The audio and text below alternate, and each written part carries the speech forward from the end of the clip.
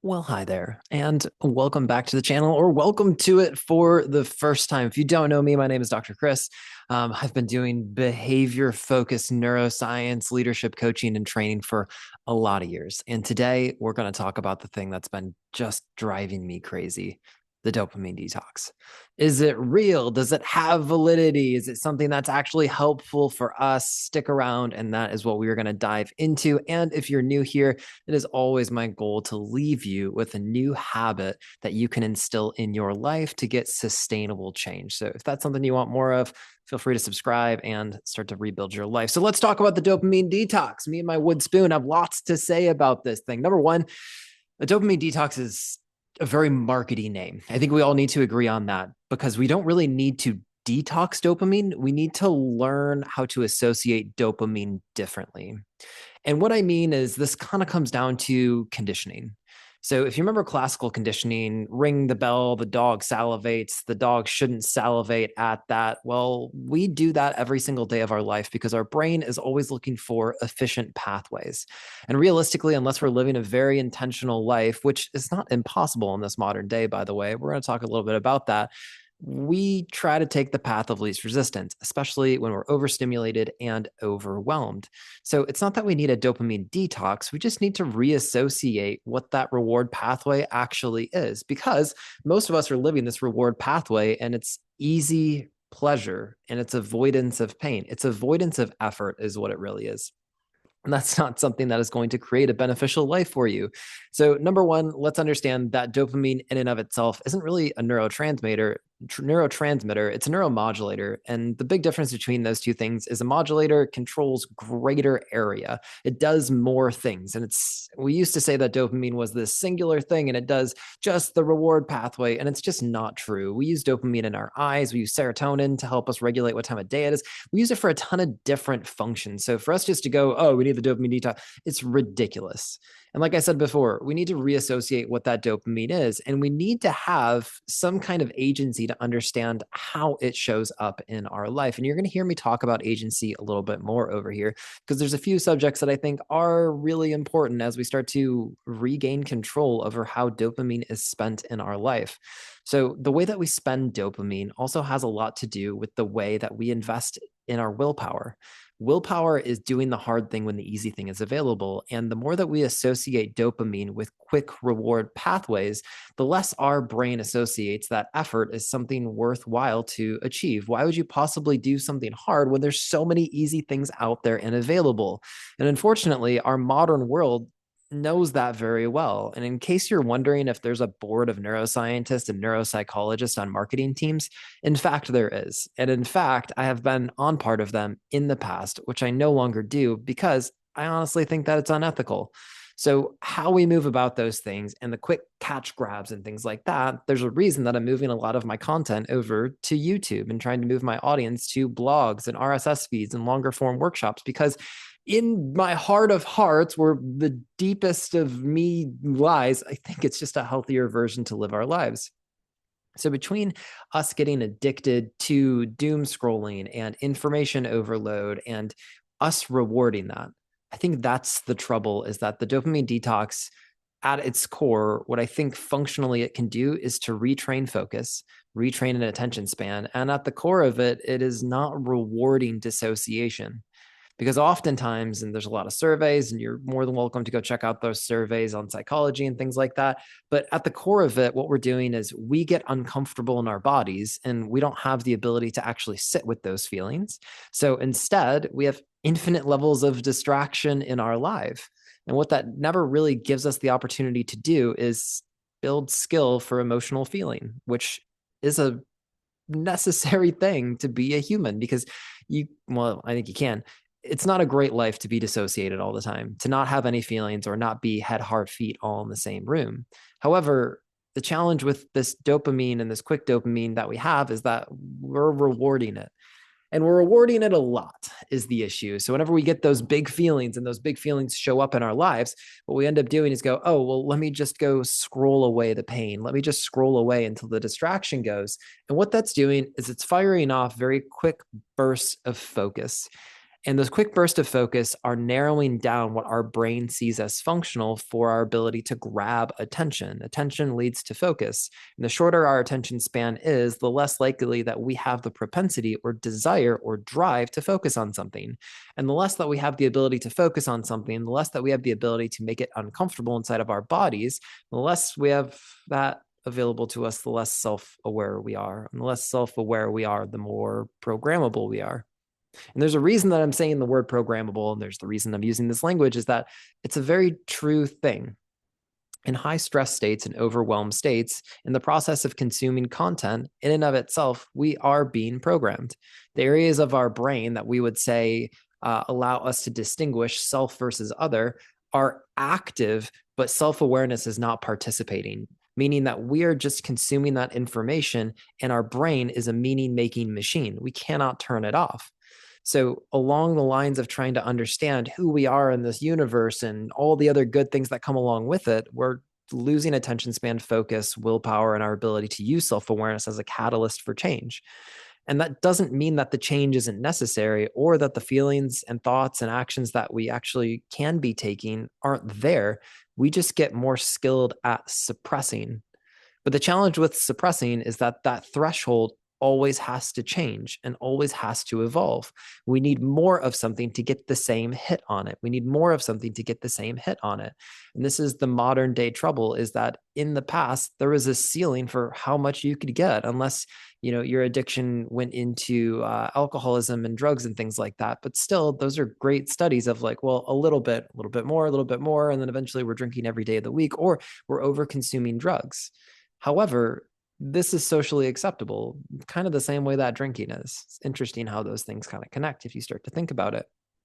So is the dopamine detox real at the core of it? No, but here's something better that you can do. And it's something that I've been implementing for over 60 days now. And I can honestly say that it's changed my life. So every start to the year, January 1st, I think a lot of us probably say, oh, I want to do this thing. I have this affirmation and I'm super excited to go out, this New Year's resolution. And well, I don't really follow that. There is something about turning over a new year and looking back at the year and taking stock and inventory of like, well, what was actually going on? And a big stock and inventory that I do is both objective, subjective, and in my relationships. And what I started to notice is that there were some inner voices in my head that just didn't serve me. And I didn't actually know where they came from. So I started to get curious about where these voices were coming from, things that were just not my own and did not feel good for that voice to come up. So while I can do parts work on integrating that part of me that might have been fractaled out, and there's some great books out there. It's actually a book that we're reading in book club in case you're interested in that. No Bad Parts, in case you're wondering. Fantastic book. But I'm trying to discover where it came from so that I don't continue that pathway over and over again. And what I had discovered is slowly and gradually from September all the way through the holidays, I had been increasing my screen time to the point where I was consuming about 2 hours of screen time per day. And that wasn't functional screen time, I must say, because most of you know I run a very busy social media company that's helping or attempting to put out as much content as we can and respond to DMs. And that wasn't where I was using it. I was using it in these micro bursts of 5, 10, 15 minutes of scrolling. And recognizing that pattern and taking responsibility for it, I went, oh my gosh, like, no wonder I'm being so self-critical. No wonder the voices in my head are saying these things. No wonder I'm feeling so defensive. And no wonder the anxious attachment part of me is showing up in such a loud way.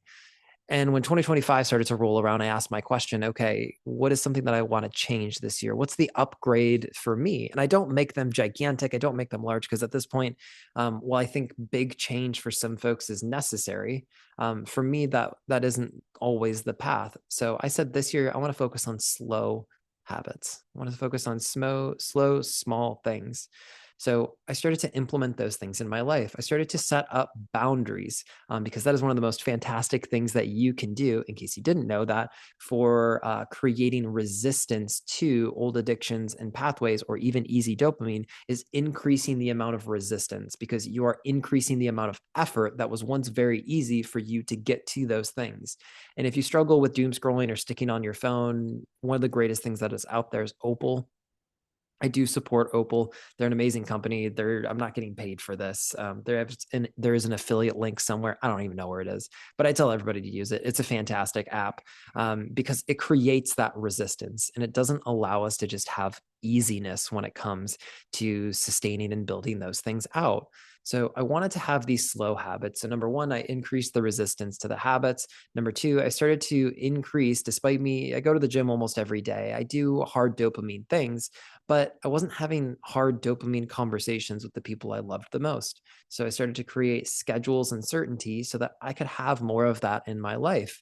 And lo and behold, 60 days later, which is pretty much where we're at right now, life is very different. And here are some of the things that I start to recognize. Number one, my attention span is back. And having a long attention span in this modern world is a superpower for a couple different reasons. Number one, I can actually critically think through my own problems when they arise. I don't overthink them. I analyze them and recognize what they are. Overthinking is low attention span, low focus threshold. So starting to change that up allows me to address with confidence the issues that my overthinking once had such a high affinity to just consistently massage over and over again, because overthinking quickly turns into a habit.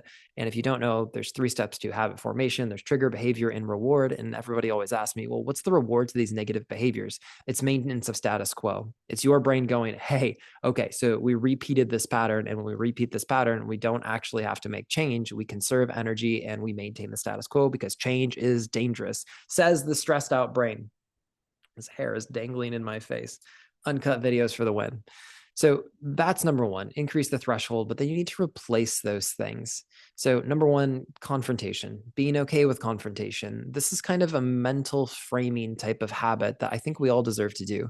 And what that really looks like is me looking at the areas of my life where I might have had a lower tolerance for effort or a lower tolerance for confrontation. Confrontation and effort are necessary in this life if you want to have fulfillment, joy, and happiness, which turns out I do. So having hard conversations and reassociating that those hard conversations get a different reward at the end of them. And it's an acknowledgement of the progress made.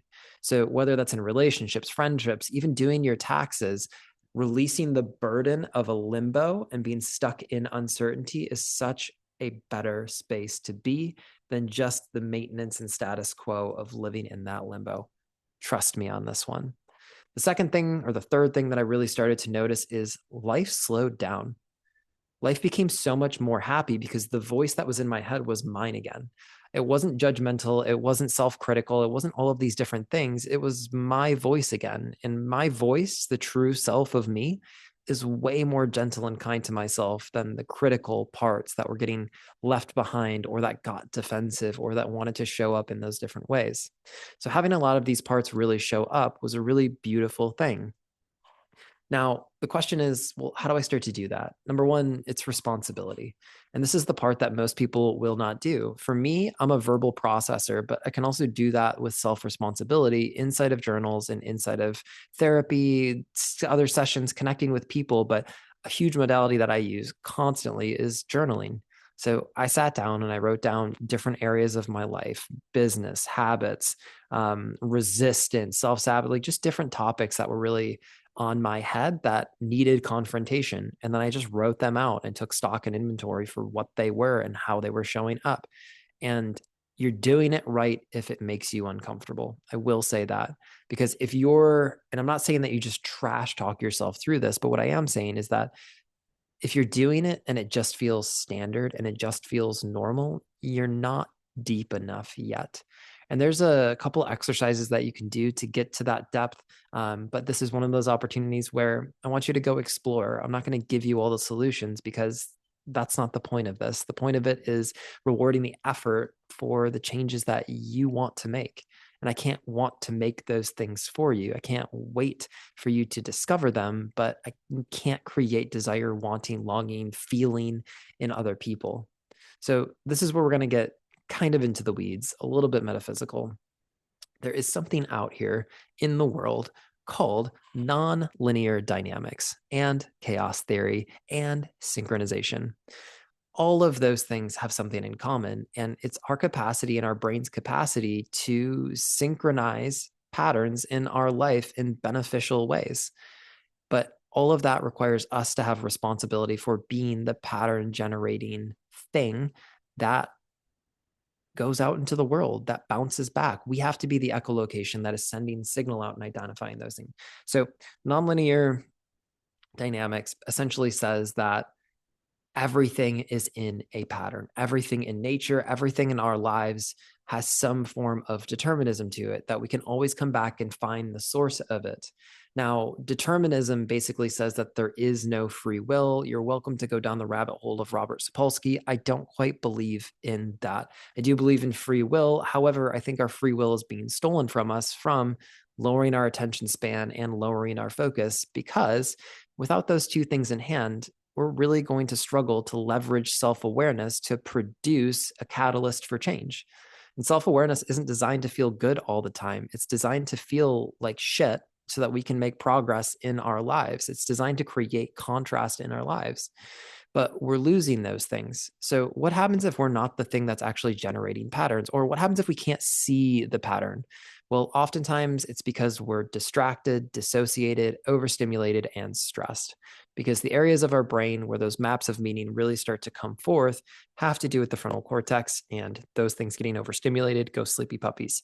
What's really scary to me is that doom scrolling and some other distractions turn off that frontal cortex and stop us from, number one, identifying that pattern. But number two, like we talked about earlier, we reward those patterns much differently, which in all due case is not great for making progress in our lives. So to say all of those things, if you really want to make change in the physical and non-physical, and you believe that something larger than yourself, whether it's the matrix, universe, God, Christianity, Jesus, it doesn't matter. Some of these principles are still there, and physics, which sometimes science is helpful for me to understand things, and nonlinear dynamics says that, well, there's a pattern to all of those things. And if I can't see it, it's because the sensitivity or the scope of it is outside of my scope. But there is also always a responsibility for us to identify patterns, collect data, and make that change in our lives. And there's people in my life that greatly support that, because doing it alone, as many of us know, in this very lonely world is not the most benevolent path or the greatest path for all of us anyways. So what can you leave with this with? Is the dopamine detox real? Not really. What I would say instead is that we need to make an upgrade and make ourselves uncomfortable with what we're doing with our lives, whether we're addicted to drugs, alcohol, distraction, self-sabotage, overthinking, whatever the heck it is. Number one, don't shame yourself for having those things. In this modern world and just life in general, there's enough of the negative to go around. It doesn't mean that you disconnect from the reality. You take responsibility, but then you allow those feelings to be seen, heard, and validated. Because if we don't, we again reward the suppression of our feelings, and that's not really a great place for us to be. The second thing that we really want to do is start to monitor where our habits are actually coming in, increase the amount of resistance that we have to things that have an easy or slippery path down them, like our phones, for example. Put some boundaries up it. And the thing that I hope a bunch of you are doing right now is change the way that you consume information. Consume information that is going to allow you to critical think. As you'll see, and I really don't see this changing, a lot of my content doesn't have a ton of cuts. There's not a lot of B-roll. There's not a lot of other things going on, because I want you to sit and focus with me. And it's not the most comfortable thing on the face of the planet, but this is what produces change. This is what increases your attention span. So introducing slow habits for me was a really, really awesome thing. It is allowing me to live much more intentionally. And yes, it's a little messy at the start because there's a lot of new skills that I have to learn. I have to get more comfortable being able to just sit, being able to take myself out for dinner on a date night and not have my phone with me, or have my phone, but put what I will graciously call my screw you, don't talk to me headphones in, right? Or go out with a book or a journal or whatever the heck it is. But you have to get comfortable with yourself, which is a tremendously important thing. And then last but not least, I invite you to see where the patterns, programs, and paradigms in your life are leading you. And did you actually create them? What I started to realize in belief systems is a subject that we talk about in our group coaching cohorts, and leadership and Wired for Worthy. Both of them are cohorts that we run and facilitate. Is belief systems are also a matter of stimulation and information overload. there is such a thing as consuming too much of a good thing. And there is such a thing as diminishing effect, the law of diminishing return, right? And I don't know what that is for you, but I'm excited for you to find out. And that's going to require you collecting some information, checking in on good and bad days, starting to journal, maybe using devices. This is a Garmin watch. It's a new tracking device that I've been using. I've used Oura Ring for a long time. There's Whoop straps out there. There's so many different ways to collect data to see if you're making progress in a meaningful way in your life. In all things, there are a pattern, and we just need to have the mental fortitude to discover and be curious about what those things are. And I will mention that oftentimes we can't read the label inside the jar. So getting external information, tools, and strategies is a really fantastic thing. Like I said, I try to leave you guys with at least one habit that I use in my own life that has been really profound. And for me, I'm back to reading. It's not that reading ever left. I think most of you know that I read 5 to 10 articles a day, 5 to 6 books a week. The difference is now I'm not reading to a finish. I'm reading for curiosity. I'm reading books for pleasure, and I'm reading books that allow me to connect and question what's really going on in my life again. Where previously I would take a textbook and just try to get through it to find something. Now I'm going in there with more specific questions and reading more intentionally. So if you have any questions, please feel free to drop them down in the comments below. Welcome to the new face of Elemental Shift Consulting and Coaching. It has been my pleasure to hang out with you. If you like this video, please subscribe, and we are getting this party started. So help us grow the channel and spread the news and all the other goodies. And if you got any questions, put them down below and I'll answer them for you. I'll see you guys in the next one. Thanks for being here.